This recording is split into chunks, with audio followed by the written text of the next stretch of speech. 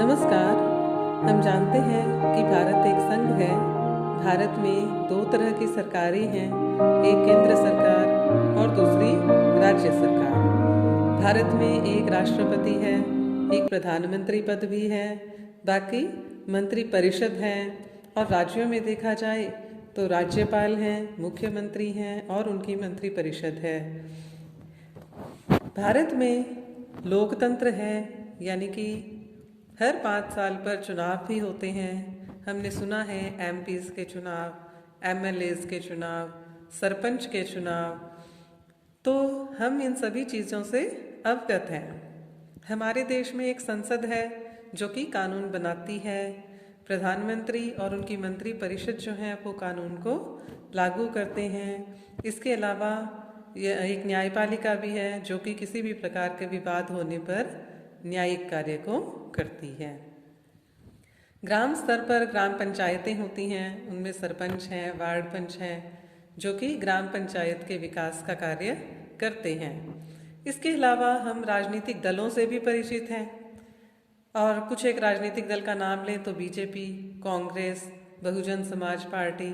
तो इस तरह से क्या है, ये जो सभी चीज़ें हैं ये राजनीतिक व्यवस्था के अंतर्गत आती हैं। तो यानी कि हम राजनीतिक व्यवस्था की समझ रखते हैं। तो राजनीतिक व्यवस्था की जो समझ है इसे ही हम राजनीतिक सामाजिकरण कहते हैं। यानी कि राजनीति के प्रति हमारे ज्ञान में बढ़ोतरी, निरंतर एक प्रक्रिया जिसके माध्यम से हमारी राजनीति के प्रति जो समझ है वो बढ़ती है, इसे हम राजनीतिक समाजीकरण कहते हैं। यदि समाजीकरण की बात करें तो देखिए, समाज में जो हमारी संस्कृति है, यानी हमारी रीति रिवाज, हमारी परंपराएं, हमारे मूल्य, हमारी मान्यताएं, तो ये जो राजनीतिक संस्कृति है इसको जानना, ये तो समाजीकरण हुआ, यानी कि संस्कृति को जानना हमारी। तो इसके अनुरूप ही क्या करते हैं बच्चे, बोलना भी सीखते हैं, पूजा पद्धति, अभिवादन के तरीके, पहनावा, खान पान की आदतें सीखते हैं। तो देखिए, जब समाज की संस्कृति का ज्ञान होता है तो हम इसे समाजीकरण कहते हैं। इसी तरह से अगर राजनीति की संस्कृति का ज्ञान हो तो इसे हम राजनीतिक समाजीकरण कहेंगे। राजनीतिक संस्कृति यानी कि राजनीति का ज्ञान, राजनीति की जो विचारधाराएं हैं उनका ज्ञान हमें जब मिलता है तो उसे हम क्या कह देते हैं, राजनीतिक समाजीकरण कहते हैं। भारत में लोकतांत्रिक व्यवस्था है, यहाँ पे जो समाज है वो स्वतंत्र है। जबकि चीन की बात करें तो वहाँ पे क्या है, साम्यवादी तरह की व्यवस्था है और वहाँ का जो समाज है वो बंद समाज है, यानी कि वहाँ पे स्वतंत्रता जो है वो कम है। तो जो नागरिक हैं उनको उसी अपनी जो देश की राजनीतिक व्यवस्था है उसके अनुरूप ही उन्हें निष्ठावान बनाने का प्रयास किया जाता है। तो देखिए, राजनीतिक समाजीकरण जो है वो क्या हुआ, राजनीति के ज्ञान को प्राप्त करना। इस संदर्भ में देखिए, हर्बर्ट साइमन, कावानाद्य, आर्मंड एंड पॉवेल, इनकी विचार जो है वो उल्लेखनीय हैं। हर्बर्ट साइमन, कावानाद्य, आर्मंड एंड पॉवेल के विचार। हर्बर्ट साइमन की पुस्तक जो है बहुत ही प्रसिद्ध है और परीक्षा में इसके प्रश्न भी पूछे जाते हैं। उसका नाम क्या है, पॉलिटिकल सोशलाइजेशन, यानी कि राजनीतिक समाजीकरण। हर्बर्ट साइमन की पुस्तक का क्या नाम है, पॉलिटिकल सोशलाइजेशन। एक परिभाषा आपको जरूर याद करनी है राजनीतिक समाजीकरण की। तो आर्मंड एंड पॉवेल की परिभाषा है कि राजनीतिक समाजीकरण वह प्रक्रिया है जिसके माध्यम से राजनीतिक संस्कृति में प्रवेश कराया जाता है और उनकी राजनीतिक उद्देश्यों के प्रति अभिप्रेरणाओं को बनाया जाता है।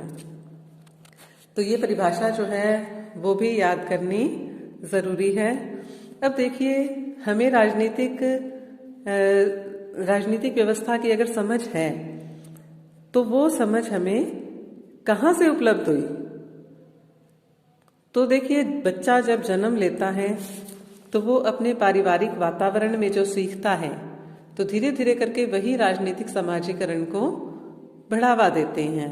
जैसे कि परिवार है तो परिवार का मुखिया जिस राजनीतिक दल का समर्थन करेगा तो एक नेचुरल सी बात है उस परिवार के जो सदस्य हैं वो भी उसी विचारधारा से प्रेरित होंगे।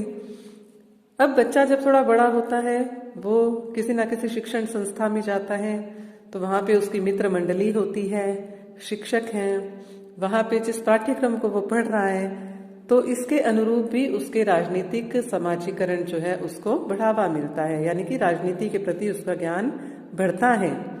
शिक्षक जिस प्रकार की विचारधारा से प्रेरित होंगे तो बच्चा भी उसी प्रकार की विचारधारा की ओर उन्मुख होता है। इसके अलावा देखिए राजनीतिक दल जो हैं, राजनीतिक दल अपने अपने कार्यक्रम करते हैं, उनकी अपनी अपनी नीतियां होती हैं, विचारधाराएं होती हैं। तो राजनीतिक दल जो है वो भी अपने कार्यक्रमों के द्वारा नागरिकों का राजनीतिक समाजीकरण करते हैं, यानी कि उनकी राजनीति की समझ को बढ़ाते हैं। इसके अलावा देखिए जनसंचार के साधन जो हैं, जैसे कि हम समाचार पत्र पढ़ते हैं, रेडियो सुनते हैं, टीवी देखते हैं, तो उसमें आए दिन राजनीति से संबंधित खबरें जो हैं वो हम पढ़ते हैं, सुनते हैं, देखते हैं। तो इससे हमारी राजनीति के प्रति ज्ञान बढ़ता है। राजनीति के प्रति ज्ञान जब बढ़ेगा यानी कि हमारा राजनीतिक समाजीकरण होगा। तो भारत जो है इसमें इसके संदर्भ में तो इतना कहा जाता है कि चुनाव जो है वो आजकल मीडिया के दफ्तरों में लड़े जाते हैं, यानी कि मीडिया के द्वारा जो कार्यक्रम आयोजित किए जाते हैं वो कार्यक्रम जनमत को इतना प्रभावित करते हैं कि वो लोगों को जो है वो चुनाव के नतीजों तक पहुंचाते हैं। तो देखिए इसके अलावा राष्ट्रीय प्रतीक जो हैं, जैसे कि राष्ट्रीय ध्वज है हमारा, राष्ट्रीय गीत है, गणतंत्र दिवस समारोह है, सेना की परेड, ये सब राष्ट्रीय प्रतीक हैं। और जब ये आयोजन होते हैं तो नागरिकों में अपने आप ही एक देश के प्रति भक्ति का, देश की जो राजनीतिक व्यवस्था है उसमें जो है उसकी रुचि जो है, आस्था के भाव वो बढ़ते हैं। तो यानी कि राष्ट्रीय प्रतीक जो है वो भी हमारा राजनीतिक समाजीकरण करते हैं।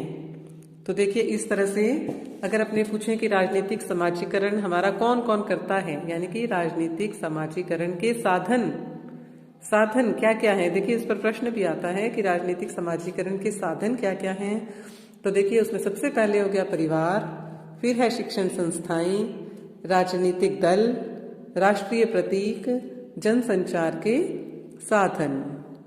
तो यहाँ पे देखिए हमने इस पाठ को पूरा किया है और एक बात जो है वो क्लियर है कि नागरिकों और सरकार के बीच जितनी अंतःक्रिया होगी राजनीतिक समाजीकरण उतना ही अधिक होगा। धन्यवाद।